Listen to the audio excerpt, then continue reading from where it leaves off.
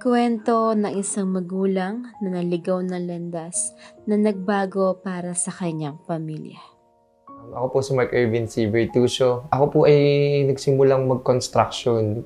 16 years old po ako. Teenager pa lang po.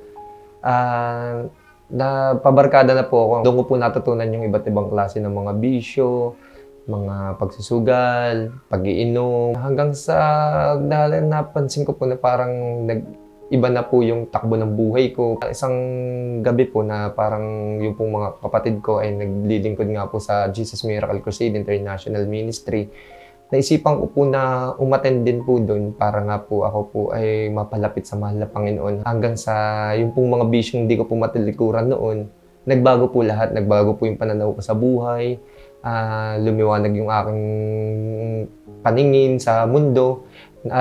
Yung mga bisyong hindi ko magawang talikuran noon ay nagawa ko na pong talikuran at nalinis na po lahat ng mahal na Panginoon.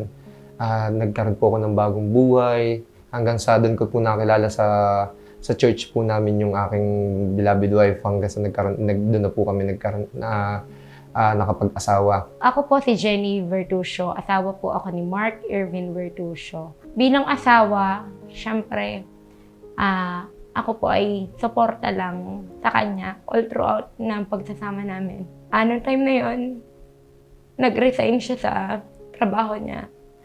Tapos, sabi niya gusto niya daw mag-aral at hindi po sa inaasahang pagkakataon. Yun nga po, nabuo po yung aming munting prinsesa. Nag-iisip na po ako para sa aking sarili, paano po kaya yung aming pamilya. Hanggang sa nag-decide po ako na umalis na po doon sa trabaho at bumalik nga po sa pag-aaral.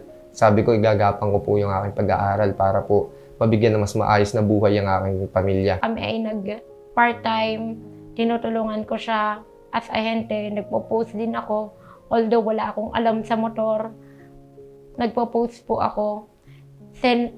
Tapos siya po yung nagko-close ng deal ng aming mga napapagbentahan. Pinilit ko pa rin po talaga makapagtapos at ayun nga po, sa loob ng 5 taon ko nga pong pag-aaral, mahirap man po yung aking napagdaanan, daming trials, mga struggles. Petsa Agosto 9, 2023 ay nakapagtapos na po ako ng Bachelor's of Science in Accountancy. At ngayon po ay nakakuha na rin po ng maayos na trabaho sa Candelaria, dito nga po sa isang accounting firm. Ngayon po ako po ay isang accountant na po doon.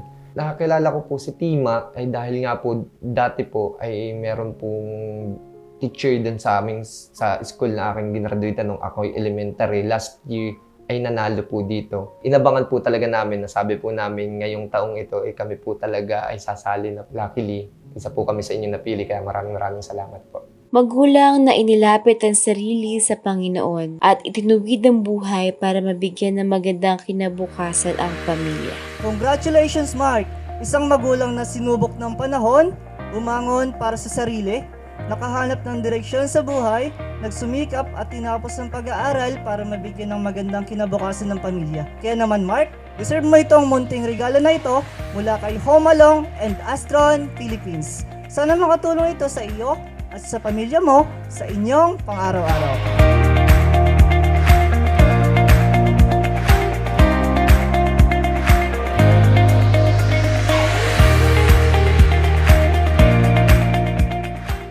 Nagpapasalamat po kami kay Home Along at gayon din po kay Astron Philippines para po sa natanggap po naming appliances showcase. Sobrang laking tulong po nito para sa amin. Walang paglagyan po ang galak po sa aming mga puso dahil po sa aming natanggap mula po sa inyo. Sobrang generous nyo po kaya po kami talagang nagpapasalamat sa inyo, Home Along at sa inyo po Astron Philippines.